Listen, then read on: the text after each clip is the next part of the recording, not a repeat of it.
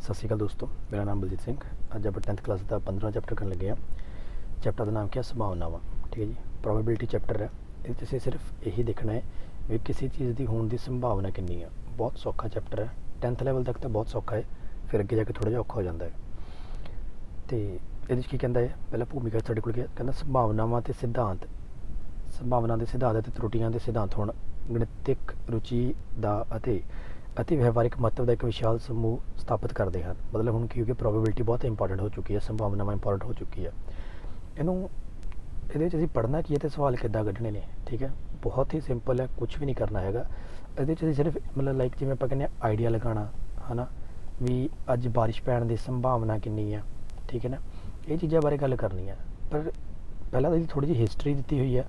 ठीक है, वो इतिहास से नज़र मारते हैं भी ये कित्थों स्टार्ट हुई चीज़, ये मैथ च किद्दां आई तो किद्दां इहदी जरूरत पै गई सानूं। ठीक है जी, कहता जमात 9वीं विच असीं घटनावां दीआं प्रयोगिक एक्सपैरीमेंटल या तजरबई अंपीरिकल संभावना के बारे विच अध्ययन कर चुके हैं। अंपीरिकल शब्द अगे जाके असीं ई नाल डोनेट करना, इहनूं ध्यान च रख लिओ। अंपीरिकल ते एक्सपैरीमेंटल। ठीक है जी, जिहड़ा वास्तविक प्रयोगां दे परिणामां, मतलब वास्तविक प्रयोगां मतलब असीं प्रैक्टिकल करके देखिया, खुद वास्तविक प्रयोग किते देखिया तो जो परिणाम आए उत्ते आधारित सी। असीं एक सिक्के नूं 1000 वार उछालण के प्रयोग की चर्चा की सी। जिहड़ा 1000 वार उछाल के देखते पे ना, वास्तविक प्रयोग है, असीं करके देखिया है। वो परिणाम की आएगे है ना, हैड या टेल कुछ आएगा ना, या तो हैड चेता आएगा या पट टेल आएगी। ओके, जिस विच परिणाम आउटकम्स, तो ये परिणामों असीं की बोलते पे, आउटकम बोलते पे हैं भी सिक्का उछालन तो आउटकम की आती है, या तो हैड आता है या तो टेल आती है। ठीक है, या तो चेता आती है या फिर क्या आता है, पट आता है। दियाँ बारंबारतावां इस प्रकार सन। ठीक है जी, मतलब एक दे विच कहंदा सी 455 वारी हैड आई सी ते 545 वारी की आई सी, टेल आई सी। इस प्रयोग उत्ते आधारित एक चित्त की तजर्बई संभावना 45/1000 भाव 0.455 है, तो एक पट की तजर्बई अंपीरिकल संभावना 0.545 है। ठीक है, 545 है। अच्छा, ये किवें कीता इन्होंने, क्यों, मतलब पहला क्वेश्चन है, देखो बहुत सिंपल क्वेश्चन है। क्वेश्चन अराइज होंदा भी डिवाइड क्यों किया, किवें कीता डिवाइड इन्होंने ना। देखो सिक्का कितनी वारी उछालिया, 1000 वारी उछालिया, मतलब थल्ले की रखिया 1000 वारी उछालण दे विच तुहानूं हैड कितनी वारी मिलता है, 455 वारी मिलता है। ठीक है जी, तो मतलब ये है, ये की लिए ना रेशो लई है, ये ध्यान रखना, रेशो लई है। क्योंकि रेशो किसी एक तरीका सीगा है ना, मतलब एक देखो, एक तो असीं कंपेयर करते हैं चीज़ों, हम कंपेयर करने के तरीके ने। एक कंपेयर करते हैं बाय डिफरेंस, मतलब किसी को 10 टॉफियां ने तो तुहाडे कोल 5 टॉफियां ने, तो कितनी टॉफियां ज़्यादा ने, 5। कि किसी को 10 टॉफियां ने तो दूजे को कितनी ने, 5 टॉफियां ने, डिवाइड करते हैं तो 2 टाइम्स टॉफियां ने, है ना। इदा ही रेशियो बाय डिवीजन नाल कंपेयर किया है भी 1000 वारी सिक्का उछालन ते 455 वारी की आ रहा, हैड आ रहा है। ओके, तो उसकी प्रोबेबिलिटी की है, देखो तुसीं इहनूं 455/1000 गुणा 100 करके यदि परसेंटेज भी कढ़ सकते थे। ठीक है, परसेंटेज भी असीं कन्वर्ट कर लैंदे हुंदे आ, पर इन्होंने सीधा की कीती है, इन्होंने सिर्फ डेसीमल पॉइंट्स कढ़िया 0.455। जो 0.4 है वो देखेंगे हो तो मतलब वो एक तो छोटा है, 0 तो 1 के विच लाई करता है, 0 तो 1 के लाई करता है। ये चीज़ एक गल याद रखनी है। ठीक है, तो ये की है 0.5, मतलब 0.4 या 0.5 है, तो अप्रोक्सीमेट कितनी है, हाफ दे नेड़े तेड़े ही है। ठीक है, जमात 9वीं की गणित की पाठ पुस्तक की अध्याय 15 का एक उदाहरण भी वेखो। ध्यान दिओ कि यह संभावनावां एक सिक्के नूं 1000 वार उछालण के एक वास्तविक प्रयोग के परिणामों उत्ते आधारित सन। वास्तविक प्रयोग है, ये ध्यान रखना है, वास्तविक प्रयोग जो असीं करके देखते पे, हाले असीं संभावनावां नहीं लगाई, असीं संभावना नहीं लगाई, हाले असीं प्रैक्टिकल करके देखिया है। इस कारण यह तजर्बे या प्रयोगिक संभावनावां कहलाउंदियां ने। ठीक है, ये प्रयोगिक संभावनावां ने, मतलब ये प्रोबेबिलिटी सिंपल नहीं हैगी, ये अंपीरिकल है। ठीक है जी, या प्रैक्टिकल है। असल में यह प्रयोगिक संभावनावां वास्तविक प्रयोगों के परिणामों और घटनावां के वापर नूं दर्ज करन उत्ते निर्भर करदियां हन, है ना। हाँ, ये किहदे उत्ते निर्भर करदियां ने कि वो किवें वापरूगा। तुसीं सिक्का उछालिया, हुण ये नहीं हर बार ये चीज़ सुनी, हर बार यही चीज़ नहीं ना आनी, हर बार तुहानूं की पता भी हैड आऊगा कि टेल आऊगा। ठीक है, पर तुसीं करके देखिया, इस करके प्रयोगिक संभावनावां हो गई। तो प्रयोगिक संभावनावां का जिहड़ा परिणाम ने वो किहनां ते निर्भर करदे ने, घटनावां दे वापरन ते। ठीक है जी, घटना किन्नी वापरदी है नूं दर्ज करन उत्ते निर्भर करदी है। इस दे इलावा यह संभावनावां नूं सिर्फ अनुमान, एस्टीमेट ही हैं। ठीक है, ये अनुमान ही क्यों ने, असीं भावें करके देखिया है, अनुमान है।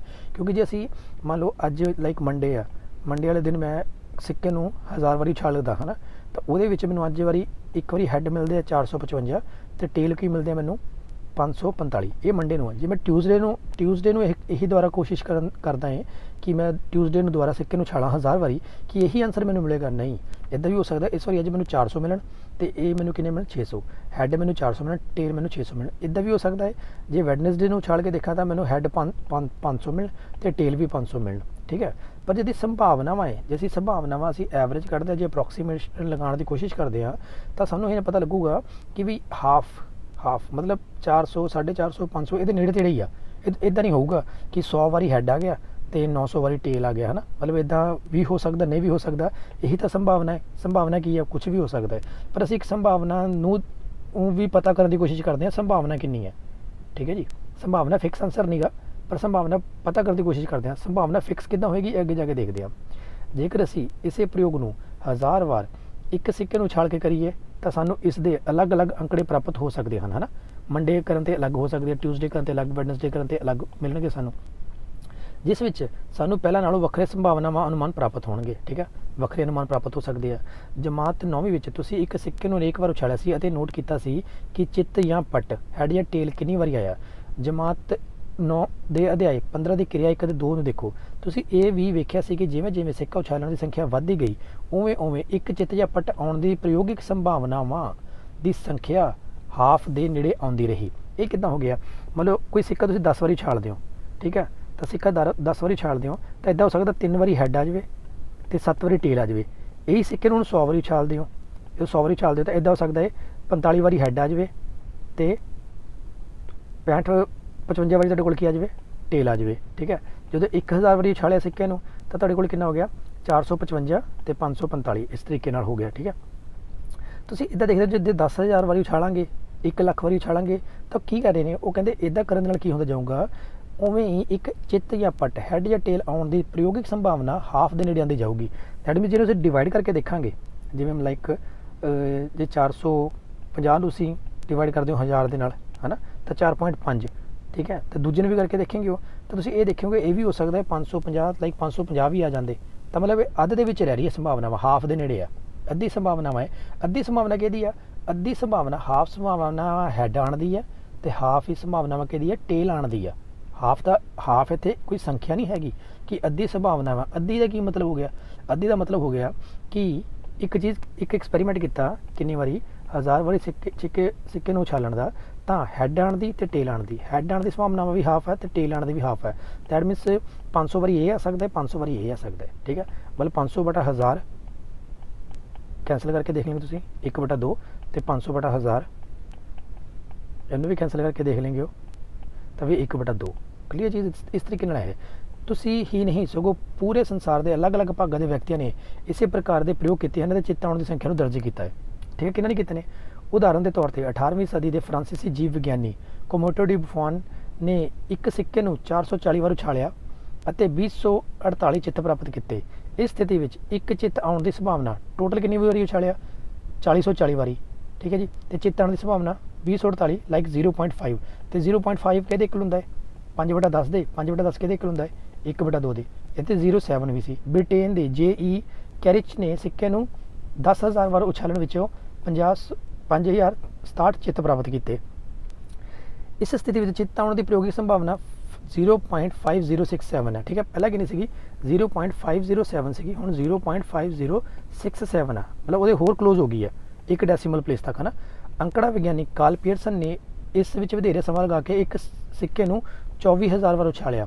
ਉਸ ਨੇ 12,012 ਚਿੱਤ ਪ੍ਰਾਪਤ ਕੀਤੇ, ਮਤਲਬ 12,012 ਚਿੱਤ ਪ੍ਰਾਪਤ ਕੀਤੇ। ਇਸ ਪ੍ਰਕਾਰ ਉਸ ਨੂੰ ਇੱਕ ਚਿੱਤ ਆਉਣ ਦੀ ਪ੍ਰਯੋਗਿਕ ਸੰਭਾਵਨਾ ਕਿੰਨੀ ਪ੍ਰਾਪਤ ਹੋਈ? 0.5005। ਦੈਟ ਮੀਨਸ ਟੋਟਲ ਉਹਨੇ ਕਿੰਨੀ ਵਾਰੀ ਉਛਾਲਿਆ? 24,000 ਵਾਲੀ। ਕਿੰਨੇ ਉਹਨੂੰ ਮਿਲੇ ਚਿੱਤ?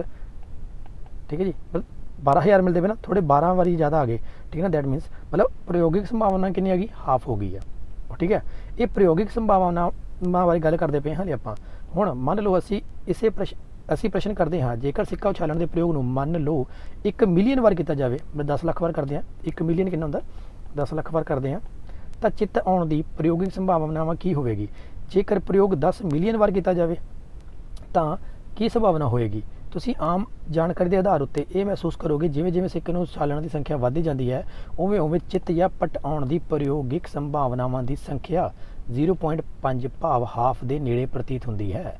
मतलब पहला सिक्का एक बारी उछालिया, फिर सिक्का 10 बारी उछाल के देखिया, फिर सिक्का 100 बारी, फिर सिक्का 1000 बारी, फिर 10,000 बारी, ठीक है जी, फिर लख बारी, 10 लख बारी, ठीक है। जिमें जिमें 1 करोड़ 10 करोड़ 1 अरब बारी करेंगे हो तो तुसीं देखेंगे हो तो चित्त ਜਾਂ पट आउण दी हैड ते टेल आउण दी प्रयोगिक संभावनावां किहदे नेड़े हुंदी जाऊगी, हाफ दे नेड़े प्रतीत हुंदी आ, ठीक है जी।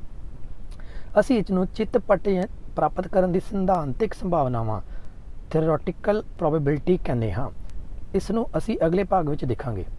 ਇਸ ਅਧਿਆਇ ਵਿੱਚ ਅਸੀਂ ਇੱਕ ਘਟਨਾ ਦੀ ਸਿਧਾਂਤਿਕ ਸੰਭਾਵਨਾ ਜਿਸ ਨੂੰ ਪਰੰਪਰਾਗਤ ਸੰਭਾਵਨਾਵਾਂ ਕਲਾਸੀਕਲ ਪ੍ਰੋਬੇਬਿਲਿਟੀ ਵੀ ਕਹਿੰਦੇ ਹਨ ਨਾਲ ਜਾਣ ਪਛਾਣ ਕਰਾਵਾਂਗੇ ਅਤੇ ਇਸ ਧਾਰਨਾ ਉੱਤੇ ਆਧਾਰਿਤ ਸਰਲ ਸਮੱਸਿਆਵਾਂ ਦੀ ਚਰਚਾ ਕਰਾਂਗੇ।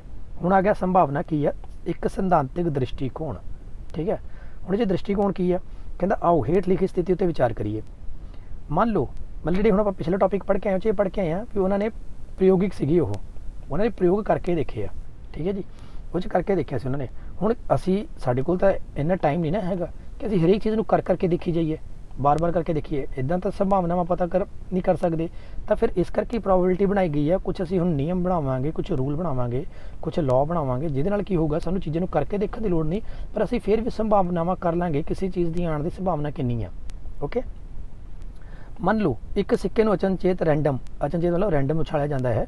ਜਦੋਂ ਅਸੀਂ ਇੱਕ ਸਿੱਕੇ ਦੀ ਗੱਲ ਕਰਦੇ ਹਾਂ ਅਸੀਂ ਇਹ ਕਲਪਨਾ ਕਰਦੇ ਹਾਂ ਕਿ ਇਹ ਨਿਆਂ ਸੰਗਤ ਹੈ। ਨਿਆਂ ਸੰਗਤ ਮਤਲਬ ਸਿੱਕਾ ਫੇਅਰ ਹੈ, ਹੈਡ ਟੇਲ ਹੈ, ਭਾਵ ਇਹ ਸਮਮਿਤੀ ਸਿਮੈਟ੍ਰੀਕਲ ਹੈ ਤਾਂ ਕਿ ਕੋਈ ਕਾਰਨ ਨਾ ਹੋਵੇ ਕਿ ਇਹ ਇੱਕ ਹੀ ਪਾਸੇ ਦੂਸਰੇ ਪਾਸੇ ਦੀ ਤੁਲਨਾ ਵਿੱਚ ਵੱਧ ਡਿੱਗੇ, ਠੀਕ ਹੈ ਨਾ।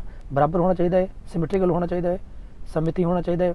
ਇਹ ਨਾ ਹੋਵੇ ਕਿ ਇੱਕ ਪਾਸੇ ਭਾਰਾ ਇੱਕ ਪਾਸੇ ਹਲਕਾ ਹੈ, ਹਵਾ ਨਹੀਂ ਹੋਣੀ ਚਾਹੀਦੀ, ਠੀਕ ਹੈ, ਕਿਸੇ ਦਾ ਹੱਥ ਨਹੀਂ ਲੱਗਣਾ ਚਾਹੀਦਾ, ਠੀਕ ਹੈ। ਫੇਅਰ ਮਤਲਬ ਸੰਗਤ ਉਹਨੂੰ ਟੌਸ ਕਰਨਾ ਹੈ ਆਪਾਂ, ਠੀਕ ਹੈ, ਉਹਨੂੰ ਸੁੱਟਣਾ ਹੈ। ਅਸੀਂ ਸਿੱਕੇ ਦੇ ਇਸ ਗੁਣ ਨੂੰ ਉਸ ਦਾ ਬਿਨਾਂ ਪੱਖਪਾਤ ਅਨਬਾਇਸਡ ਹੋਣਾ ਕਹਿੰਦੇ ਆ, ਠੀਕ ਹੈ। ਇਹ ਬਿਨਾਂ ਪੱਖਪਾਤੀ ਸਿੱਕਾ ਹੈ। ਅਚਨਚੇਤ ਉਛਾਲ ਰੈਂਡਮ ਜਿਹੜੀ ਟੌਸ ਕਰਨੀ ਆ ਤਾਂ ਸਾਡਾ ਭਾਵ ਹੈ ਕਿ ਸਿੱਕੇ ਨੂੰ ਬਿਨਾਂ ਕਿਸੇ ਪੱਖਪਾਤ ਬਾਇਸ ਜਾਂ ਰੁਕਾਵਟ ਦੇ ਸੁਤੰਤਰਤਾ ਪੂਰਵਕ ਡਿੱਗਣ ਦਿੱਤਾ ਜਾਂਦਾ ਹੈ। ਪਹਿਲੀ ਗੱਲ ਜਿਹੜਾ ਸਿੱਕਾ ਹੈ ਉਹ ਵੀ ਕੀ ਹੋਣਾ ਚਾਹੀਦਾ, ਅਨਬਾਇਸਡ ਹੋਣਾ ਚਾਹੀਦਾ ਹੈ, ਬਿਨਾਂ ਪੱਖਪਾਤੀ ਹੋਣਾ ਚਾਹੀਦਾ। ਉਹਦੇ ਵਿੱਚ ਇਹ ਨਾ ਹੋਵੇ ਇੱਕ ਪਾਸੇ ਪਲੇਨ ਹੈ ਇੱਕ ਪਾਸੇ ਡਿਜ਼ਾਈਨ ਹੈ, ਠੀਕ ਹੈ, ਦੋਨੋਂ ਪਾਸੇ ਸੇਮ ਹੋਣੇ ਚਾਹੀਦੇ ਨੇ ਸਿੱਕੇ ਦੇ। ਉਹ ਤੋਂ ਬਾਅਦ ਜਦੋਂ ਉਹਨੇ ਥੱਲੇ ਗਿਰਨਾ ਹੈ ਕੋਈ ਰੁਕਾਵਟ ਨਹੀਂ ਹੋਣੀ ਚਾਹੀਦੀ, ਕਿਸੇ 'ਚ ਟਕਰਾਉਣਾ ਨਹੀਂ ਚਾਹੀਦਾ, ਸੁਤੰਤਰਤਾ ਪੂਰਵਕ ਡਿੱਗਣਾ ਚਾਹੀਦਾ ਉਹ। ਅਸੀਂ ਪਹਿਲਾਂ ਤੋਂ ਜਾਣਦੇ ਹਾਂ ਕਿ ਸਿੱਕਾ ਦੋ ਸੰਭਵ ਵਿਧੀਆਂ ਵਿੱਚੋਂ ਕੇਵਲ ਇੱਕ ਹੀ ਵਿਧੀ ਨਾਲ ਡਿੱਗ ਸਕਦਾ ਹੈ, ਜਾਂ ਤਾਂ ਚਿੱਤ ਉੱਤੇ ਹੋਵੇਗਾ ਜਾਂ ਫਿਰ ਪਟ ਉੱਤੇ ਹੋਵੇਗਾ। ਅਸੀਂ ਸਿੱਕੇ ਦੇ ਉਸਦੇ ਕਿਨਾਰੇ ਦੀ ਖੜੇ ਦੀਆਂ ਦਿਸ਼ਾ ਵਿੱਚ ਡਿੱਗਣ ਦੀ ਸੰਭਾਵਨਾ ਨੂੰ ਰੱਦ ਕਰਦੇ ਹਾਂ। ਅਸੀਂ ਨਹੀਂ ਮੰਨਦੇ ਕਿ ਸਿੱਕਾ ਇੱਦਾਂ ਕੋਇਨ ਜਿਹੜਾ ਕਿ ਰੇਤਾ ਪਿਆ ਰੇਤੇ ਦੇ ਵਿੱਚ ਇੱਦਾਂ ਖੜਾ ਹੋ ਕੇ ਗਿਰੇਗਾ, ਇਹ ਸੰਭਾਵਨਾ ਨੂੰ ਰੱਦ ਕਰਦੇ ਹਾਂ। ਜਾਂ ਤਾਂ ਸਾਨੂੰ ਕੀ ਮਿਲੇਗਾ, ਹੈਡ ਮਿਲੇਗਾ, ਜਾਂ ਸਿੱਕਾ ਗਿਰੇਗਾ ਜਾ ਕੇ ਮਿਲੇਗੀ ਸਾਨੂੰ ਟੇਲ ਮਿਲੇਗੀ। ਆਹ ਜਿਹੜਾ ਇੱਦਾਂ ਖੜਾ ਰਹੇਗਾ ਸਿੱਕਾ, ਇਹ ਸੰਭਾਵਨਾ ਨੂੰ ਅਸੀਂ ਰੱਦ ਕਰਦੇ ਹਾਂ ਵੀ ਇੱਦਾਂ ਨਹੀਂ ਹੋ ਸਕਦਾ। ਉਹ ਰੇਤੇ 'ਤੇ ਹੀ ਹੋ ਸਕਦਾ ਜਦੋਂ ਰੇਤ 'ਤੇ ਡੁੱਕੇ, ਹੈ ਨਾ। ਉਹ ਕਦੋਂ ਆ, ਜੋ ਉਦਾਹਰਨ ਦੇ ਤੌਰ 'ਤੇ ਉਦੋਂ ਸੰਭਵ ਹੈ ਜਦੋਂ ਸਿੱਕਾ ਰੇਤ ਉੱਤੇ ਡਿੱਗੇ, ਪਰ ਅਸੀਂ ਇਸ ਤਰ੍ਹਾਂ ਕਮਰੇ ਦੇ ਵਿੱਚ ਕਰਦੇ ਪਏ ਹਾਂ ਤਾਂ ਸਿੱਕਾ ਖੜਾ ਨਹੀਂ ਰਹੂਗਾ, ਠੀਕ ਹੈ ਜੀ। ਅਸੀਂ ਇਸ ਤਰਕ ਸੰਗਤ ਰੂਪ ਵਿੱਚ ਮੰਨ ਸਕਦੇ ਹਾਂ ਕਿ ਹਰੇਕ ਪਰਿਣਾਮ ਚਿੱਤ ਜਾਂ ਪੱਟ ਦਾ ਪ੍ਰਗਟ ਹੋਣਾ ਉਨੀ ਵਾਰ ਹੋ ਸਕਦਾ ਹੈ ਜਿੰਨਾ ਕਿਸੇ ਹੋਰ ਪਰਿਣਾਮ ਦਾ। ਦੂਸਰੇ ਸ਼ਬਦਾਂ ਵਿੱਚ ਅਸੀਂ ਕਹਿ ਸਕਦੇ ਹਾਂ ਕਿ ਪਰਿਣਾਮ ਚਿੱਤ ਅਤੇ ਪੱਟ ਸਮਭਾਵੀ ਇਕੁਅਲੀ ਲਾਈਕਲੀ ਵਾਲੇ ਹਨ। ਬਸ ਦੋਨਾਂ ਦੇ ਆਉਣ ਦੀ ਸੰਭਾਵਨਾ ਕੀ ਹੈ, ਇਕੁਅਲੀ ਹੈ, ਬਰਾਬਰ ਸੰਭਾਵਨਾ ਹੈ, ਸਮਸੰਭਾਵੀ ਹਨ। ਸਮਸੰਭਾਵੀ ਪਰਿਣਾਮਾਂ ਦੇ ਇੱਕ ਹੋਰ ਉਦਾਹਰਣ ਲਈ ਮੰਨ ਲਓ ਅਸੀਂ ਇੱਕ ਪਾਸੇ ਡਾਇਸ ਨੂੰ ਸੁੱਟਦੇ ਹਾਂ। ਹੁਣ ਡਾਇਸ ਦੀ ਗੱਲ ਕਰਦੇ ਹਾਂ, ਤੁਸੀਂ ਉਹ ਲੂਡੋ ਖੇਲੀ ਹੈ ਨਾ, ਤੁਹਾਡੇ ਕੋਲ ਇੱਕ ਜਿਹੜੀ ਗੀਟੀ ਹੁੰਦੀ ਆ ਉਹ 'ਤੇ ਇੱਦਾਂ ਪੁਆਇੰਟ ਬਣੇ ਹੁੰਦੇ, ਇੱਕ ਬਿੰਦੀ, ਫਿਰ 2 ਬਿੰਦੀਆਂ, 3 ਬਿੰਦੀਆਂ, 4 ਬਿੰਦੀਆਂ, 5 ਬਿੰਦੀਆਂ, 6 ਬਿੰਦੀਆਂ ਬਣੀਆਂ ਹੁੰਦੀਆਂ ਨੇ ਨਾ, ਉਹ ਆ ਡਾਇਸ ਨੂੰ ਸੁੱਟਦੇ ਹਾਂ, ਠੀਕ ਹੈ, ਜਿਹਨੂੰ ਆਪਾਂ ਗੀਟੀ ਬੋਲਦੇ ਹਾਂ। ਸਾਡੇ ਲਈ ਇੱਕ ਪਾਸੇ ਇਸ ਦਾ ਅਰਥ ਇੱਕ ਨਿਆਂ ਸੰਗਤ ਪਾਸੇ ਤੋਂ ਹੋਵੇਗਾ, ਠੀਕ ਹੈ, ਵੀ ਇਹਦੇ ਜੇ ਇੱਧਰਲੇ ਪਾਸੇ ਇੱਕ ਆ ਤਾਂ ਇੱਧਰਲੇ ਪਾਸੇ ਇੱਕੋ ਹੀ ਆ, ਜਿੱਧਰ 2 ਨੇ ਤਾਂ 2 ਨੇ, ਇਹ ਨਹੀਂ ਹੋਊਗਾ ਇੱਧਰ ਮਤਲਬ 2 ਫੇਸ ਦੇ ਉੱਤੇ 1 ਡਰਾ ਕੀਤਾ ਹੋਵੇ, ਇਹ ਨਿਆਂ ਸੰਗਤ ਨਹੀਂ ਹੈਗਾ, ਠੀਕ ਹੈ। ਤਾਂ 6 ਕਿਨਾਰੇ ਨੇ, 6 ਫੇਸ ਨੇ, ਤਾਂ ਜਿਹੜੇ 6 ਫੇਸ ਨੇ ਉਹਨਾਂ ਦੇ ਉੱਤੇ ਕੀ ਹੋਣਾ ਚਾਹੀਦਾ ਹੈ, 6ਾਂ ਦੇ ਉੱਤੇ ਅਲੱਗ-ਅਲੱਗ ਨੰਬਰ ਲਿਖੇ ਹੋਣੇ ਚਾਹੀਦੇ, ਜਿਵੇਂ 1 2 3 4 5 6। ਹਰੇਕ ਸੰਖਿਆ ਦੇ ਉੱਪਰ ਆਉਣ ਦੀ ਸੰਭਾਵਨਾ ਵੀ ਕੀ ਹੈ, ਬਰਾਬਰ ਹੈ। ਹਰੇਕ ਪਾਸੇ ਨੂੰ ਸੁੱਟਣ ਤੋਂ ਪ੍ਰਾਪਤ ਹੋਣ ਵਾਲੇ ਸਮਸੰਭਾਵੀ ਪਰਿਣਾਮ 1 2 3 4 ਅਤੇ 5 ਅਤੇ 6 ਹਨ, ਠੀਕ ਹੈ। ਇਹ ਸ਼ਬਦ ਵੀ ਸਮਝ ਲਓ, ਯਾਦ ਰੱਖ ਲਓ, ਸਮਸੰਭਾਵੀ ਪਰਿਣਾਮ, ਇਹ ਸ਼ਬਦ ਬਹੁਤ ਕੰਮ ਆਉਣਾ ਤੁਹਾਨੂੰ। ਇਕੁਅਲੀ ਲਾਈਕਲੀ, ਕਿਉਂਕਿ ਕੁਐਸਚਨਾਂ 'ਚ ਪੁੱਛਿਆ ਜਾਣਾ ਇਕੁਅਲੀ ਲਾਈਕਲੀ ਕਿਹੜੇ ਹੁੰਦੇ ਆ। ਜਦੋਂ ਕੋਈ ਇਕੁਅਲੀ ਲਾਈਕਲੀ ਬੋਲੂਗਾ ਉਹਦਾ ਮਤਲਬ ਇਹ ਆ ਕਿ ਜੇ ਮਤਲਬ ਇੱਕ ਤੁਸੀਂ ਡਾਈਸ ਸੁੱਟਦੇ ਪਏ ਹੋ, ਇੱਕ ਇਹਨੂੰ ਗੀਟੀ ਨੂੰ ਸੁੱਟਦੇ ਪਏ ਹੋ, ਤਾਂ ਕਿਸੇ ਵੀ ਆਊਟਕਮ ਆਉਣ ਦੀ, ਹੈ ਨਾ, ਕਿਸੇ ਵੀ ਉਹਦੀ ਆਉਣ ਦੀ ਜਿਹੜੀ ਸੰਭਾਵਨਾ ਕੀ ਆ ਉਹ ਬਰਾਬਰ ਦੀ ਆ। ਕੀ ਹਰੇਕ ਪ੍ਰਯੋਗ ਦੇ ਪਰਿਣਾਮ ਸਮਸੰਭਾਵੀ ਬਰਾਬਰ ਸੰਭਾਵਨਾ ਵਾਲੇ ਹੁੰਦੇ ਹਨ? ਆਓ ਵੇਖੀਏ। ਮੰਨ ਲਓ ਇੱਕ ਥੈਲੇ ਵਿੱਚ 4 ਲਾਲ ਗੇਂਦਾਂ ਅਤੇ 1 ਨੀਲੀ ਗੇਂਦ ਹੈ। ਤੁਸੀਂ ਇਸ ਥੈਲੇ ਵਿੱਚੋਂ ਬਿਨਾਂ ਥੈਲੇ ਦੇ ਅੰਦਰ ਕੁਝ ਵੇਖੇ ਇੱਕ ਗੇਂਦ ਬਾਹਰ ਕੱਢ ਦਿਓ ਤਾਂ ਟੋਟਲ ਕਿੰਨੀਆਂ ਨੇ? 4 ਲਾਲ ਗੇਂਦਾਂ ਤੇ 1 ਨੀਲੀ ਗੇਂਦ, ਟੋਟਲ 5 ਗੇਂਦਾਂ ਨੇ, 4 ਲਾਲ ਨੇ, ਹੈ ਨਾ, 1 2 3 4 ਲਾਲ ਨੇ, 1 ਨੀਲੀ ਵੀ ਪਈ ਹੈ ਤੁਹਾਡੇ ਕੋਲ।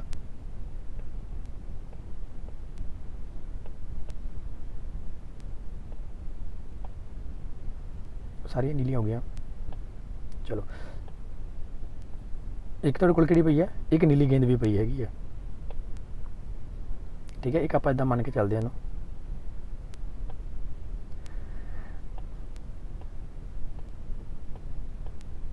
ਇੱਕ ਨੂੰ ਨੀਲੀ ਮੰਨ ਲਓ, ਇਹ ਰੈਡੀ ਡਰਾ ਕਰਦਾ ਪਿਆ, 1 ਨੀਲੀ ਹੈ, ਬਾਕੀ ਇਹ 4 ਕੀ ਨੇ, ਲਾਲ ਨੇ।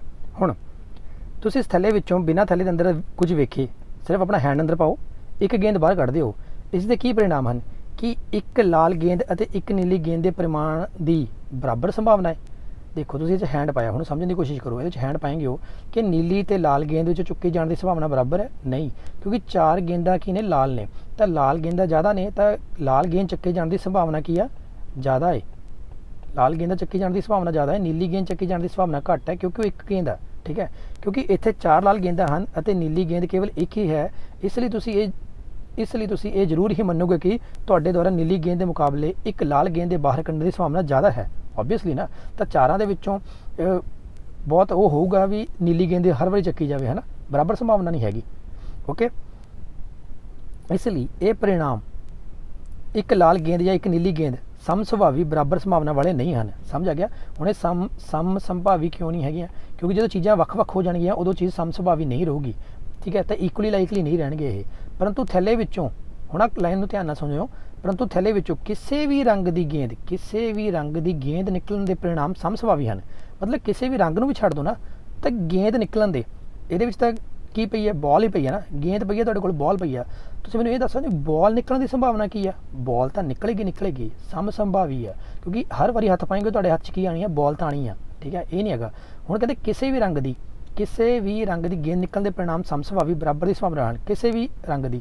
ਮੰਨ ਲਓ ਇਹਦੇ ਵਿੱਚ ਕੀ ਆ, ਹੁਣ ਅਸੀਂ ਰੰਗਾਂ ਨੂੰ ਨਹੀਂ ਦੇਖਦੇ ਪਏ ਹੈਗੇ, ਅਸੀਂ ਕਿਹਨੂੰ ਦੇਖਦੇ ਪਏ ਹਾਂ, ਸਿਰਫ ਬਾਲ ਨੂੰ ਦੇਖਦੇ ਪਏ ਹਾਂ। ਤਾਂ ਜੇ ਬਾਲ ਨੂੰ ਦੇਖਦੇ ਪਏ ਹਾਂ ਤਾਂ ਬਾਲ ਨਿਕਲਣ ਦੀ ਸੰਭਾਵਨਾ ਕੀ ਹੈ, ਸਮਸੰਭਾਵੀ ਆ।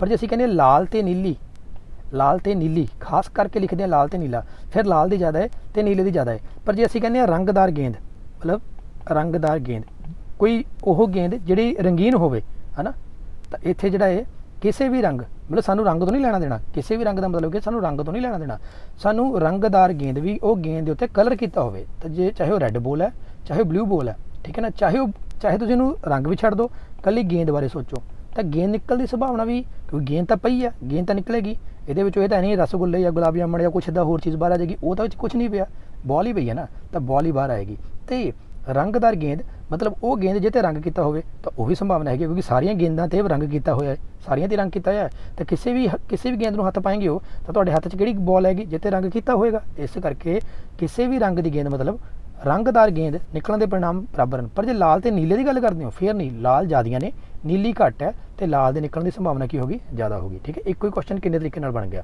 ਠੀਕ ਹੈ। ਇਸ ਕਰਕੇ ਤੁਹਾਨੂੰ ਸਮਸੰਭਾਵੀ ਚੀਜ਼ ਨੂੰ ਸਮਝਣਾ ਚਾਹੀਦਾ ਹੈ।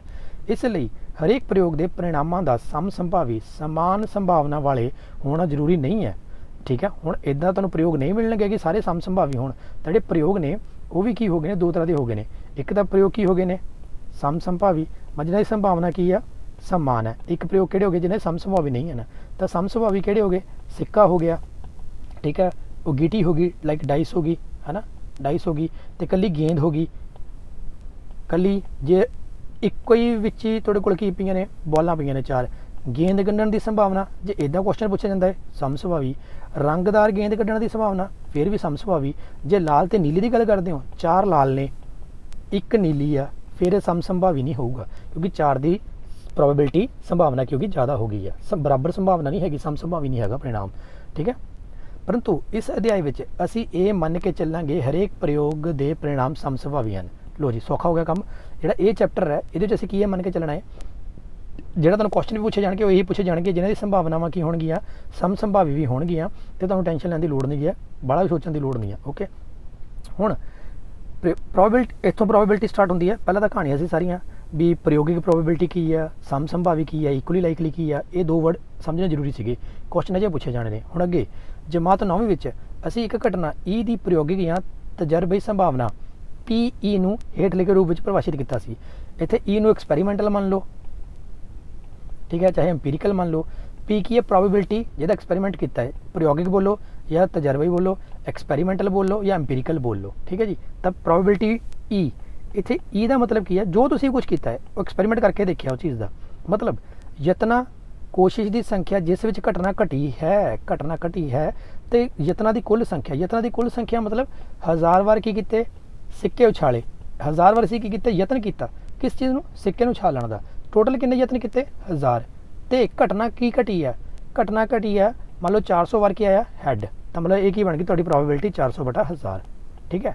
तो हुण घटना की घटी है कितनी बारी 600 बारी की आया टेल, तो टोटल घटनावां कितनी सी 1000, ठीक है। तो दूजी प्रोबेबिलिटी होगी 600/1000, मतलब 1000 बारी सिक्का उछालन से कितनी बारी हैड आया है तो कितनी बारी टेल आया है, यही तुहाडे कोल की है प्रोबेबिलिटी ई। हरेक नाल ई लिखी जावांगे वो क्यों, क्योंकि ये असी प्रयोगिक करके देखते पे, तजर्बाई करके देखते पे हैं, ओके। तो असी मन के चलांगे असी करके ही देखिया है। संभावना की तजर्बी व्याख्या की वड्डी संख्या में दोहराए जा सकने वाले किसी भी प्रयोग नाल जुड़ी हरेक घटना के लिए वरत्या जा सकता है। किसी प्रयोग को दोहराने की जरूरत दियाँ कुछ सीमावां हैं, क्योंकि अनेक स्थितियों में यह ज़्यादा खर्च वाला हो सकता है, ये भी हो सकता है कि अजिहा करना संभव ही ना हो, ठीक है जी। गल आ गई ना, तो हर बार तो तजर्बा करके देख नहीं ना सकते, ठीक है, हर बार तजर्बा नहीं किया करके देखा जा सकता, ठीक है। इस करके सानू की करना पैंदा, अज्यूम करांगे, असीं मन के चलांगे भी इदां होएगा, ठीक है ना, कि वो खर्चा बहुत ज़्यादा हो सकता है या फिर होर की हो सकता है, वो इदां हो संभावना हो कि हो ही नहीं सकता हो, प्रैक्टिकली ना हो सकती वो चीज़। बिना शक सिक्का उछालण का पासा सुट्टण के प्रयोग में इस विच कोई कठिनाई नहीं हुई, सानू सिक्का उछालण दे विच कोई पंगा नहीं पिया, ठीक है। एक बंदे एक हफ्ते लिए रोटी खाने दे दो, कमरे 'च बिठा दो, वो एक्सपैरीमेंट करे जाऊगा बैठा, कोई चक्कर नहीं हो सकता है। परंतु एक उपग्रह सैटेलाइट छड्डण के प्रयोग में यह गणना करने लई वार-वार दोहराउण दी कि छड्डण समय उसकी सफलता के संभव परिणाम की हैं दे बारे तुसीं की सोचेंगे हो। हुण जो सैटेलाइट छड्डना उत्थे तां मिलियंस ऑफ डॉलर्स खर्च होंदे ना अंग्रेज़ों के गोरियां दे, साडे करोड़ां अरबां रुपए खर्च आ जाते हैं, ठीक है जी। तो इन्ना पैसा बार बार असी वेस्ट करके थोड़ी देखांगे, ये संभावना की है सक्सैसफुल लॉन्च होने की, जो लॉन्च है सक्सैसफुल होएगा कि नहीं होएगा, ठीक है। इत्थे असी मैथामैटिकल दे नाल ही की करांगे, असी इहनूं पता करने की कोशिश करांगे। तो नाल एक लाइन है भी नंबर डोंट लाई, नंबर झूठ नहीं बोलते है, जिहड़ी संख्यावां ने वो गलत नहीं दसदियां, 2 मतलब 2 है, 3 मतलब 3 है, तो चांसिस सानूं पता लग जाना भी करके देख लेना चाहिए है कि नहीं करके देख लेना चाहिए, मैथ दे नाल ही थ्रैटिकली करके, प्रैक्टिकल नहीं होना असी करना। हुण असी थ्रैटिकल सब कुछ करके देखांगे भी थ्योरी दे नाल करके देखांगे। थ्योरी का मतलब की है, इहनूं सॉल्व करके देखांगे, सॉल्व करके ही प्रोबेबिलिटी कड्डांगे, फिर उहदा अंदाजा लगावांगे, हुण करके नहीं देखना हैगा, ओके। हाँ अगे की तुहाडे कोल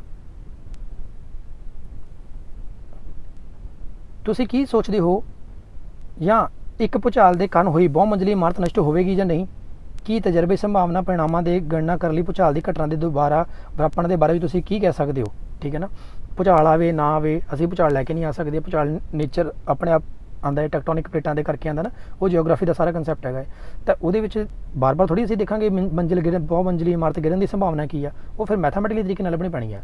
अजिहे प्रयोगों में जिथे असीं कुछ कल्पनावां नूं सही मनण लई तैयार हो जाते हैं, असी एक प्रयोग के दोहराव तो बच सकते हैं, क्योंकि यह कल्पनावां सिद्धांतिक संभावना की गणना करने में साडी सहायता करदियां हैं, ठीक है।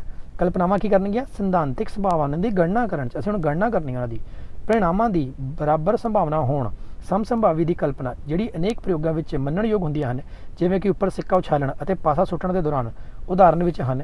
ਇਹ कल्पनावां विचों एक है जो सानू किसी घटना की संभावना हेठ दित्ती परिभाषा वाल वधाउंदा है। हुण आ जाओ थ्रैटिकल प्रोबेबिलिटी ते, ठीक है। हुण साडे कोल दूजी चीज़ की है थ्रैटिकल प्रोबेबिलिटी। हुण असीं एक्सपैरीमेंटल प्रोबेबिलिटी नहीं करनी, पहले असीं एक्सपैरीमेंटल प्रोबेबिलिटी समझ के आए की चीज़ हुंदी है, मतलब काम नूं करके देखो। फिर असीं इक्वली लाइकली समझ लिया की हुंदे ने, है ना, भी समसंभावी की ने। फिर असीं हुण असीं कहने पे हैं भी असीं बई बार बार करके नहीं देख सकते, इन्ना टाइम किहदे कोल ना, इन्ना पैसा ना इन्ना टाइम है, तो की करो मैथामैटिकली फॉर्म ना करके देखो, सिद्धांतिक संभावनावां लभण की कोशिश करो, तो फिर गणना करो, फिर कैलकुलेशन करो, ठीक है। तो मैथ ने साडा की काम करना है, यही काम साडा आसान करना है, प्रोबेबिलिटी ने यही करना है, यही साडा काम आसान करना है। असीं सवाल वो प्रॉब्लम नूं समझ के, सिचुएशन नूं समझ के प्रोबेबिलिटी लभण की संभावना लभण की कोशिश करांगे कीते बिना। वो की हुंदी आ सिद्धांतिक संभावना, थ्योरैटिकल प्रोबेबिलिटी। जिवें एक थ्योरैटिकल फिजिक्स हुंदी है, एक अपलाइड फिजिक्स हुंदी है। जो डिप्लोमा बच्चे करते हैं तो उन्होंने अपलाइड कैमिस्ट्री या अपलाइड फिजिक्स की किताब लगती है, मतलब जनरली प्रैक्टिकली लगती है। पर थ्योरैटिकल फिजिक्स के तुसीं सिर्फ गणना करके देखते हो ये चीज़ हो सकती है कि नहीं हो सकती, ठीक है। तो नाले मन्निया जाता जी गणना करके असीं देखते हैं ना, वो चीज़ भावें तुहाडे कोल रिसोर्सिज ना होण, ठीक है ना। मान लो कोई सैटेलाइट लॉन्च करना है, ठीक है, ਜਾਂ मान लो कोई न्यूक्लीयर बंब स्पेस दे विच ਹੈ ਨਾ ਸੈਟੇਲਾਈਟ ਦੇ ਵਿੱਚ ਰੱਖਣਾ ਹੈ, ਜਾਂ 100 ਫੁੱਟ ਜਾਂ 1000 ਫੁੱਟ ਨੀਚੇ ਜ਼ਮੀਨ ਦੇ ਤੁਸੀਂ ਕੋਈ ਨਿਊਕਲੀਅਰ ਬੰਬ ਨੂੰ ਰੱਖਣਾ ਹੈ, ਤਾਂ ਅੱਜ ਕੀ ਪਤਾ ਸਾਡੇ ਕੋਲ ਪ੍ਰੈਕਟੀਕਲ ਉਹਨੂੰ ਖੁਦਾਈ ਕਰਨ ਲਈ ਚੀਜ਼ਾਂ ਨਾ ਹੋਣ, ਪਰ ਥਿਓਰੈਟੀਕਲ ਸੰਭਾਵਨਾ ਅਸੀਂ ਲੱਭ ਸਕਦੇ ਹਾਂ ਕਿੰਨੀ ਹੈ ਕਿੰਨੀ ਨਹੀਂ ਆ। ਠੀਕ ਹੈ ਨਾ, ਵਰਲਡ ਵਾਰ ਲੱਗਣ ਦੀ ਸੰਭਾਵਨਾ ਕਿੰਨੀ ਆ, ਚਾਈਨਾ ਦਾ ਸਾਡੇ 'ਤੇ ਹਮਲਾ ਕਰਨ ਦੀ ਸੰਭਾਵਨਾ ਕਿੰਨੀ ਆ। ਠੀਕ ਹੈ, ਅਸੀਂ ਖਬਰਾਂ 'ਚ ਰੋਜ਼ ਸੁਣਦੇ ਹਾਂ ਸਟਾਕ ਐਕਸਚੇਂਜ ਦੇ ਉੱਪਰ ਜਾਣ ਦੀ ਸੰਭਾਵਨਾ ਕਿੰਨੀ ਆ, ਉਹ ਇੰਡੀਆ ਦਾ ਮੈਚ ਜਿੱਤਣ ਦੀ ਸੰਭਾਵਨਾ ਕਿੰਨੀ ਆ, ਬਾਰਿਸ਼ ਹੋਣ ਦੀ ਸੰਭਾਵਨਾ ਕਿੰਨੀ ਆ। ਇਹ ਸਾਰੀ ਕਿਹਦੇ ਵਿੱਚ ਆਉਣਗੀਆਂ, ਥਿਓਰੈਟੀਕਲ ਪ੍ਰੋਬੇਬਿਲਿਟੀ, ਜਿਸ ਨੂੰ ਪਰੰਪਰਾਗਤ ਸੰਭਾਵਨਾ ਜਾਂ ਕਲਾਸੀਕਲ ਪ੍ਰੋਬੇਬਿਲਿਟੀ ਵੀ ਕਿਹਾ ਜਾਂਦਾ ਹੈ। ਚਾਹੇ ਕਲਾਸੀਕਲ ਬੋਲ ਲਓ ਚਾਹੇ ਥਿਓਰੈਟੀਕਲ ਬੋਲ ਲਓ। PE ਹੇਠ ਲਿਖੇ ਰੂਪ ਵਿੱਚ ਪਰਿਭਾਸ਼ਿਤ ਕੀਤੀ ਜਾਂਦੀ ਹੈ, ਆ ਇਹਦਾ ਫਾਰਮੂਲਾ ਹੈ। ਠੀਕ ਹੈ, PE ਕੀ ਹੈ ਤੁਹਾਡੇ ਕੋਲ, ਹੇਠ ਲਿਖੇ ਰੂਪ ਵਿੱਚ ਪਰਿਭਾਸ਼ਿਤ ਕਰਦੇ ਹਾਂ PE E ਦੇ ਅਨੁਕੂਲ ਪਰਿਣਾਮਾਂ ਦੀ ਸੰਖਿਆ, E ਦੇ ਅਨੁਕੂਲ ਪਰਿਣਾਮ ਕੀ ਆਣਗੇ, ਉਹਨਾਂ ਦੀ ਸੰਖਿਆ ਡਿਵਾਈਡਡ ਬਾਏ ਪ੍ਰਯੋਗ ਦੇ ਸਾਰੇ ਸੰਭਵ ਪਰਿਣਾਮਾਂ ਦੀ ਸੰਖਿਆ। ਮਤਲਬ ਦੇਸੀ ਭਾਸ਼ਾ ਵਿੱਚ ਇਹ ਕਹੀਏ ਕਿੰਨੀ ਵਾਰ ਉਹ ਕਰਨਾ ਹੈ ਤੇ ਉਹਦੇ 'ਚ ਕਿੰਨੀ ਵਾਰ ਉਹਦੀ ਕੀ ਆਣੀ ਆ, ਆਊਟਕਮ ਆਣੀ ਆ, ਉਹਦੇ ਕਿੰਨੀ ਵਾਰੀ ਕੀ ਆਣੇ ਆ, ਪਰਿਣਾਮ ਕੀ ਆਣੇ ਨੇ ਉਹਦੇ। ਠੀਕ ਹੈ, ਓਕੇ ਜੀ। ਇੱਥੇ ਅਸੀਂ ਇਹ ਕਲਪਨਾ ਕਰਦੇ ਹਾਂ ਜੇ ਬਹੁਤ ਹੀ ਬੱਚੇ ਵਾਲੀ ਭਾਸ਼ਾ ਸਮਝਣਾ ਹੋਵੇ, ਠੀਕ ਹੈ, 1 ਸਾਲ 'ਚ ਕਿੰਨੀ ਵਾਰੀ ਮੀਂਹ ਪਿਆ, ਲਾਈਕ ਮੰਨ ਲਓ 100 ਵਾਰ ਤਾਂ ਨਹੀਂ ਪਿਆ, ਮੰਨ ਲਓ ਤੁਸੀਂ 20 ਵਾਰ ਮੀਂਹ ਪਿਆ 1 ਸਾਲ 'ਚ, ਤੇ ਤੁਸੀਂ ਮੀਂਹ ਵਿੱਚ ਕਿੰਨੀ ਵਾਰੀ ਨਹਾਤੇ, ਮੰਨ ਲਓ 10 ਵਾਰੀ ਨਹਾਤੇ, ਤਾਂ ਤੁਹਾਡੇ ਬਿਮਾਰ ਹੋਣ ਦੀ ਸੰਭਾਵਨਾ ਕਿੰਨੀ ਆ, 1/2, ਹਾਫ ਸੰਭਾਵਨਾ ਹੈ। ਠੀਕ ਹੈ, ਹੁਣ ਤੁਸੀਂ ਕਹਿੰਗੇ ਇਹ ਗੱਲ ਪੱਕੀ ਥੋੜੀ ਆ, ਗਰੰਟੀ ਥੋੜੀ ਬੰਦਾ ਬਿਮਾਰ ਹੋਊਗਾ ਹੀ ਹੋਊਗਾ। ਹਾਂਜੀ, ਇਹ ਗਰੰਟੀ ਨਹੀਂ ਹੈ, ਇਹੀ ਤਾਂ ਇਹ ਚੀਜ਼ ਹੈ ਕਿ ਸੰਭਾਵਨਾ ਪੜ੍ਹਦੇ ਪਏ ਆ, ਇਹੀ ਤਾਂ ਸੰਭਾਵਨਾ ਹੈ ਵੀ ਤੁਹਾਡੀ ਮਤਲਬ ਤੁਸੀਂ ਮੰਨ ਲਓ 1 ਮਹੀਨੇ 'ਚ 30 ਦਿਨਾਂ 'ਚ 3 ਟਾਈਮ ਖਾਣਾ ਖਾਂਦੇ ਹੋ, 90 ਵਾਰੀ ਖਾਣਾ ਖਾਧਾ, ਅਤੇ ਤੁਸੀਂ ਕੀ ਕੀਤਾ ਹੈ ਉਹਦੇ ਵਿੱਚੋਂ ਸਿਰਫ ਕਿੰਨੀ ਵਾਰੀ ਹੈਂਡ ਵਾਸ਼ ਕੀਤੇ ਆ, ਮੰਨ ਲਓ 30 ਵਾਰੀ ਹੈਂਡ ਵਾਸ਼ ਕੀਤੇ ਆ, ਤੇ ਬਾਕੀ 60 ਟਾਈਮ ਤੁਸੀਂ ਹੈਂਡ ਵਾਸ਼ ਨਹੀਂ ਕੀਤੇ, ਤਾਂ ਤੁਹਾਡੇ ਬਿਮਾਰ ਪੈਣ ਦੀ ਸੰਭਾਵਨਾ ਕਿੰਨੀ ਆ, 1/3, 1/3 ਚਾਂਸ ਬਣ ਜਾਂਦੇ ਤੁਹਾਡੇ ਬਿਮਾਰ ਪੈਣ ਦੇ। ਜੇ ਤੁਸੀਂ ਇਹਨੂੰ ਪਰਸੈਂਟੇਜ ਕੱਢਦੇ ਹੋ ਤਾਂ 33.3% ਤੁਹਾਡੇ ਬਿਮਾਰ ਪੈਣ ਦੀ ਸੰਭਾਵਨਾ ਹੈ, 33% ਚਾਂਸਿਸ ਬਣ ਜਾਂਦੇ ਤੁਹਾਡੇ। ਓਕੇ, 100 ਵਾਰੀ ਖਾਣਾ ਖਾਧਾ, 50 ਵਾਰੀ ਹੱਥ ਧੋਤੇ, 50 ਵਾਰੀ ਹੱਥ ਨਹੀਂ ਧੋਤੇ, ਤਾਂ 1/2 ਤਾਂ ਤੁਹਾਡੀ 1/2 ਗੁਣਾ 100% ਲੈ ਜਾਂਦੇ ਆਪਾਂ। ਕੀ ਕਹਿੰਦੇ 50% ਚਾਂਸਿਸ ਨੇ ਤੁਹਾਡੇ, 50% ਸੰਭਾਵਨਾ ਤੁਹਾਡੀ ਤੁਸੀਂ ਬਿਮਾਰ ਪਏਗੇ। ਠੀਕ ਹੈ, ਇਹ ਪ੍ਰੋਬੇਬਿਲਿਟੀ ਅਸੀਂ ਇੱਦਾਂ ਕੱਢਣੀ ਹੈ, ਅਸੀਂ ਸਾਡੇ ਕੋਲ ਕੋਈ ਪੱਕਾ ਸਬੂਤ ਨਹੀਂ ਹੈਗੇ। ਪ੍ਰੋਬੇਬਿਲਿਟੀ ਫਿਕਸ ਆਨਸਰ ਨਹੀਂ ਹੈਗਾ, ਤੇ ਸਟੈਟ ਵੀ ਫਿਕਸ ਆਨਸਰ ਨਹੀਂ ਹੈਗੇ, ਇਹ ਸੰਭਾਵਨਾਵਾਂ ਕਰਦੇ ਫਿਕਸ ਨਹੀਂ ਹੈਗੇ, ਪਰ ਸਾਨੂੰ ਇੱਕ ਆਈਡੀਆ ਦਿੰਦੇ ਨੇ, ਤੇ ਉਹ ਆਈਡੀਆ ਦੇ ਨਾਲ ਅਸੀਂ ਉਸ ਚੀਜ਼ ਤੋਂ ਬਚਿਆ ਜਾ ਸਕਦਾ ਹੈ। ਠੀਕ ਹੈ, ਇਸ ਕਰਕੇ ਬਹੁਤ ਬੈਨੀਫੀਸ਼ੀਅਲ ਹੈ ਚੀਜ਼ਾਂ ਇਹ। ਇੱਥੇ ਅਸੀਂ ਇਹ ਕਲਪਨਾ ਕਰਦੇ ਹਾਂ ਕਿ ਪ੍ਰਯੋਗ ਦੇ ਪਰਿਣਾਮ ਸਮਸੰਭਾਵੀ ਬਰਾਬਰ ਸੰਭਾਵਨਾ ਵਾਲੇ ਹਨ। ਅਸੀਂ ਸੰਖੇਪ ਰੂਪ ਵਿੱਚ ਸਿਧਾਂਤਿਕ ਸੰਭਾਵਨਾਵਾਂ ਨੂੰ ਸਿਰਫ ਸੰਭਾਵਨਾਵਾਂ ਹੀ ਕਵਾਂਗੇ। ਹੁਣ ਸਿਧਾਂਤਿਕ ਥਿਓਰੈਟੀਕਲ ਪ੍ਰੋਬੇਬਿਲਿਟੀ ਨਹੀਂ ਕਹਿਣਾ, ਸਿਰਫ ਪ੍ਰੋਬੇਬਿਲਿਟੀ ਕਹਿਣਾ ਹੈ। ਉਸ ਤੋਂ ਬਾਅਦ ਜਿਹੜਾ PE ਦਾ ਫਾਰਮੂਲਾ ਹੈ, ਇਹ ਕੀ ਤੁਹਾਡੇ ਕੋਲ ਸੀਗਾ, ਜਿਹੜੀ ਇਹ ਇੰਪੀਰੀਕਲ ਸੀਗੀ, ਇਹਦਾ ਫਾਰਮੂਲਾ ਸੀਗਾ, ਫਾਰਮੂਲਾ ਇਹੀ ਯੂਜ਼ ਕਰਾਂਗੇ ਜਿਹੜਾ ਅਸੀਂ ਮਤਲਬ ਅਸੀਂ ਜਿਹੜੀ ਪ੍ਰਯੋਗਿਕ ਕਰਦੇ ਹਾਂ, ਜਿਹੜਾ ਪ੍ਰਯੋਗ ਕਰਨੇ ਨੇ ਨਾ, ਪ੍ਰਯੋਗਿਕ ਦੀ ਜਿਹੜੀ ਸਾਡੇ ਕੋਲ ਹੈਗੀ ਫਾਰਮੂਲਾ, ਉਹਦਾ ਯੂਜ਼ ਕਰਨਾ ਅਸੀਂ ਕਿਉਂ ਕਿ ਅਸੀਂ ਮੰਨ ਕੇ ਚੱਲਾਂਗੇ ਕਿ ਅਸੀਂ ਪ੍ਰਯੋਗ ਕਰਕੇ ਦੇਖਿਆ ਹੈ, ਅਸੀਂ ਪ੍ਰਯੋਗ ਕਰਕੇ ਦੇਖਿਆ ਹੈ, ਅਸੀਂ ਮੰਨ ਕੇ ਚੱਲਾਂਗੇ। ਠੀਕ ਹੈ, ਤੇ ਦੂਜੀ ਗੱਲ ਸਿਧਾਂਤਕ ਨੂੰ ਅਸੀਂ ਕੀ ਬੋਲਾਂਗੇ, ਥਿਓਰੈਟੀਕਲ ਪ੍ਰੋਬੇਬਿਲਿਟੀ ਨੂੰ ਅਸੀਂ ਕੀ ਬੋਲਾਂਗੇ, ਪ੍ਰੋਬੇਬਿਲਿਟੀ। ਅਸੀਂ ਪੜ੍ਹਨੀ ਕੀ ਹੈ, ਥਿਓਰੈਟੀਕਲ ਪ੍ਰੋਬੇਬਿਲਿਟੀ, ਅਸੀਂ ਇੰਪੀਰੀਕਲ ਪ੍ਰੋਬੇਬਿਲਿਟੀ ਜਾਂ ਐਕਸਪੈਰੀਮੈਂਟਲ ਪ੍ਰੋਬੇਬਿਲਿਟੀ ਨਹੀਂ ਕਰਦੇ ਪਏ। ਕਲੀਅਰ ਚੀਜ਼ ਹੈ। ਸੰਭਾਵਨਾ ਦੀ ਉਪਰੋਕਤ ਪਰਿਭਾਸ਼ਾ 1795 ਵਿੱਚ ਪੀਅਰ ਸਾਈਮਨ ਲੈਪਲਾਸ ਨੇ ਦਿੱਤੀ ਸੀ। ਠੀਕ ਹੈ, ਬਹੁਤ ਮਹਾਨ ਮੈਥਮੈਟੀਸ਼ੀਅਨ ਵੀ ਹੈਗਾ ਹੈ। ਠੀਕ ਹੈ, ਇਹ ਤੁਸੀਂ ਆਪਣੀ ਪੜ੍ਹ ਲਿਓ ਕੌਣ ਸੀਗਾ, ਕੰਮ ਦੀ ਚੀਜ਼ ਹੈਗੀ ਆ, ਮਤਲਬ ਮੈਥ ਕੁਐਸਚਨ ਦਾ ਇਹਦੇ ਬਾਰੇ ਪੁੱਛਿਆ ਨਹੀਂ ਜਾਣਾ, ਪਰ ਤੁਸੀਂ ਇਹਨੂੰ ਪੜ੍ਹ ਲਿਓ, ਮੈਂ ਰੀਡ ਕਰ ਦਿੰਦਾ। ਸੰਭਾਵਨਾ ਸਿਧਾਂਤ ਦੀ ਸ਼ੁਰੂਆਤ 16ਵੀਂ ਸਦੀ ਵਿੱਚ ਹੋਈ, ਜਦੋਂ ਇੱਕ ਇਤਾਲਵੀ ਭੌਤਿਕ ਸ਼ਾਸਤਰੀ ਤੇ ਗਣਿਤ ਸ਼ਾਸਤਰੀ ਜੇ ਕਾਰਡਨ ਨੇ ਇਸ ਵਿਸ਼ੇ ਵਿੱਚ ਪਹਿਲੀ ਪੁਸਤਕ ਲਿਖੀ, ਜਿਸ ਦਾ ਨਾਮ ਸੀ the book on games of chance. ਉਹਨਾਂ ਦੀ ਬਦੌਲਤ ਹੀ ਸੰਭਾਵਨਾ ਦਾ ਅਧਿਐਨ ਦੇ ਮਹਾਨ ਗਣਿਤ ਸ਼ਾਸਤਰੀਆਂ ਦਾ ਧਿਆਨ ਆਪਣੇ ਵੱਲ ਖਿੱਚਿਆ। ਇਹਨਾਂ ਗਣਿਤ ਸ਼ਾਸਤਰੀਆਂ ਵਿੱਚ ਜੇਮਸ ਬਰਨੌਲੀ 1654 ਤੋਂ ਲੈ ਕੇ 1705, AD ਮੋਇਵਰੇ ਅਤੇ ਪੀਅਰੇ ਸਾਈਮਨ ਲੈਪਲਾਸ ਅਜਿਹੇ ਲੋਕ ਹਨ ਜਿਨ੍ਹਾਂ ਨੇ ਇਸ ਖੇਤਰ ਵਿੱਚ ਇੱਕ ਸਾਰਥਕ ਯੋਗਦਾਨ ਦਿੱਤਾ। ਲੈਪਲਾਸ ਦੁਆਰਾ 1812 ਈਸਵੀ ਵਿੱਚ ਲਿਖੀ ਗਈ ਪੁਸਤਕ ਥਿਊਰੀ ਐਨਾਲਿਕੁਇਡਸ ਪ੍ਰੋਬੇਬਿਲਿਟੀ ਸੇ ਫ੍ਰੈਂਚ ਭਾਸ਼ਾ 'ਚ ਨਾਮ ਇਹਦਾ ਨੂੰ ਇੱਕ, ਕਿਉਂਕਿ ਫ੍ਰੈਂਚ ਦਾ ਮੈਨੂੰ ਬੋਲਣੀ ਨਹੀਂ ਆਉਂਦੀ, ਇਸ ਕਰਕੇ ਜੋ ਵੀ ਇਹਦੀ ਪ੍ਰੋਨਾਂਸੀਏਸ਼ਨ ਹੋਏਗੀ ਤੁਸੀਂ ਗੂਗਲ 'ਤੇ ਜਾ ਕੇ ਸਰਚ ਮਾਰੋ, ਲੱਭ ਜਾਣੀ ਆ। ਨੂੰ ਇੱਕ ਇਕੱਲੇ ਵਿਅਕਤੀ ਦੁਆਰਾ ਸੰਭਾਵਨਾ ਦੇ ਸਿਧਾਂਤ ਲਈ ਕੀਤਾ ਗਿਆ ਸਭ ਤੋਂ ਵੱਡਾ ਯੋਗਦਾਨ ਮੰਨਿਆ ਜਾਂਦਾ ਹੈ। ਹਾਲ ਦੇ ਕੁਝ ਸਾਲਾਂ ਵਿੱਚ ਸੰਭਾਵਨਾ ਦਾ ਅਨੇਕ ਖੇਤਰਾਂ ਜਿਵੇਂ ਕਿ ਜੈਵਿਕ ਵਿਗਿਆਨ, ਅਰਥ ਸ਼ਾਸਤਰ, ਹੁਣ ਪ੍ਰੋਬੇਬਿਲਿਟੀ ਦੇ ਕਿੱਥੇ ਯੂਜ਼ ਹੁੰਦੀ ਹੈ ਸੰਭਾਵਨਾ, ਜੈਵਿਕ ਵਿਗਿਆਨ, ਅਰਥ ਸ਼ਾਸਤਰ, ਵੰਸ਼ ਸੰਬੰਧੀ ਸ਼ਾਸਤਰ, ਜੈਨੇਟਿਕਸ ਦੇ ਵਿੱਚ, ਭੌਤਿਕ ਵਿਗਿਆਨ, ਸਮਾਜ ਸ਼ਾਸਤਰ ਆਦਿ ਖੇਤਰਾਂ ਵਿੱਚ ਭਰਪੂਰ ਮਾਤਰਾ ਵਿੱਚ ਉਪਯੋਗ ਕੀਤਾ ਜਾ ਰਿਹਾ। ਦੇਖੋ ਹੈਗਾ ਮੈਥ ਦਾ ਟੌਪਿਕ ਹੈ ਇਹ, ਕਿੱਥੇ ਨੇ ਯੂਜ਼ ਹੋਣਾ ਹੈ। ਠੀਕ ਹੈ ਜੀ, ਠੀਕ ਹੈ, ਕਿੰਨੀ ਇਹਦੀ ਵੈਲਿਊ ਹੈ। ਆਓ ਅਜਿਹੇ ਪ੍ਰਯੋਗ ਨਾਲ ਸੰਬੰਧਿਤ ਕੁਝ ਘਟਨਾਵਾਂ ਦੀ ਸੰਭਾਵਨਾ ਦਾ ਪਤਾ ਲਗਾਈਏ ਜਿਸ ਵਿੱਚ ਨਤੀਜੇ ਸਮਸੁਭਾਵੀ ਇਕੁਅਲੀ ਲਾਈਕ ਹੋਣ ਦੀ ਕਲਪਨਾ ਯੋਗ ਹਨ। ਠੀਕ ਹੈ ਜੀ, ਹੁਣ ਇਹ ਚੀਜ਼ ਤੁਹਾਨੂੰ ਇੱਥੇ ਤੱਕ ਪਤਾ ਲੱਗ ਜਾਣਾ ਚਾਹੀਦਾ ਆਪਾਂ ਕੀ ਕਰਦੇ ਪਏ ਸੀ, ਕੀ ਨਹੀਂ ਕਰਦੇ ਪਏ ਹੈਗੇ। ਤਾਂ ਅੱਗੇ ਸਾਡੇ ਕੋਲ ਕੀ ਹੈਗਾ ਇਹ, ਤਾਂ ਇਹਨੂੰ ਅਸੀਂ ਬਸ ਇੰਨਾ ਕੁ ਸਮਝ ਲਓ, ਜੋ ਵੀ ਤੁਸੀਂ ਇਹਦੇ 'ਚ ਪੜ੍ਹਦੇ ਪਏ ਹੋ, ਕੀ ਪੜ੍ਹਦੇ ਪਏ ਹੋ।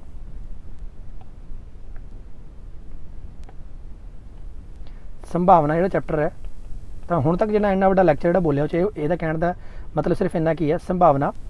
पहला साढ़े कोल की सीगी प्रयोगिक, ठीक है, प्रयोगिक तो पुराने जमाने करके देखते सीगे, असी नहीं कर मतलब ਇਹਦਾ मतलब कि देसी भाषा च करके वेखना, असी करके नहीं वेखना, एक्सपैरीमेंट नहीं करने हैगे, ठीक है। ਉਹਦਾ फार्मूला PE ਦੇ ਨਾਲ ਸੀਗੀ देसी भाषा च किन्नी वारी करना एक्सपैरीमेंट ਤੇ ਉਹਦੀ आउटकम मतलब ਉਹਦੇ परिणाम किन्नी वारी आने है ना। ओके, मतलब तुसीं किन्नी वारी पीज़ा घरे बनाया या पीज़ा मंगाया तो किन्नी वारी खाण नूं मिलिया, ये की है तुहाडे कोल एक्सपैरीमेंटल। असीं इनू PE नूं ही यूज़ करना है, असीं PE नूं यूज़ करना है, ठीक है। पर असीं किहड़ी चीज़ करनी है हुण, असीं सिद्धांतक करनी है, सिद्धांतक संभावना नूं पढ़ना है, थ्योरैटिकल प्रोबेबिलिटी ते सिद्धांतक दा भी वर्ड भी छड्ड देना, असीं सिर्फ संभावना ही बोलना है, फार्मूला यही यूज़ करना है। ओके, बाकी सारी थ्योरी सीगी। हुण जिहड़ी एक च नवीं चीज़ आई सीगी वो की सीगी इक्वली लाइकली, है ना। मतलब इक्वली लाइकली मतलब की सीगी ਜਿਹੜੇ ਉਹਨਾਂ ਦੇ ਆਊਟਕਮ ਹੋਣਗੇ ਜਾਂ ਜਦੋਂ ਅਸੀਂ ਕਿਸੇ ਡਾਈਸ ਨੂੰ ਸੁੱਟਾਂਗੇ ਜਾਂ ਕਿਸੇ ਅਸੀਂ ਸਿੱਕੇ ਨੂੰ ਸੁੱਟਾਂਗੇ ਉਹ ਅਨਬਾਇਸਡ ਹੋਣਗੇ, ਬਸ ਉਹਨਾਂ 'ਚ ਪੱਖਪਾਤ ਨਹੀਂ ਕੀਤਾ ਜਾਊਗਾ। ਸਿੱਕਾ ਜਦੋਂ ਉਛਾਲਣਾ ਹੈ, ਟੌਸ ਕਰਨਾ ਹੈ, ਸਿੱਕਾ ਨੂੰ ਹਵਾ 'ਚ ਉਛਾਲਣਾ ਹੈ ਪਕੜ ਕੇ, ਹੈ ਨਾ।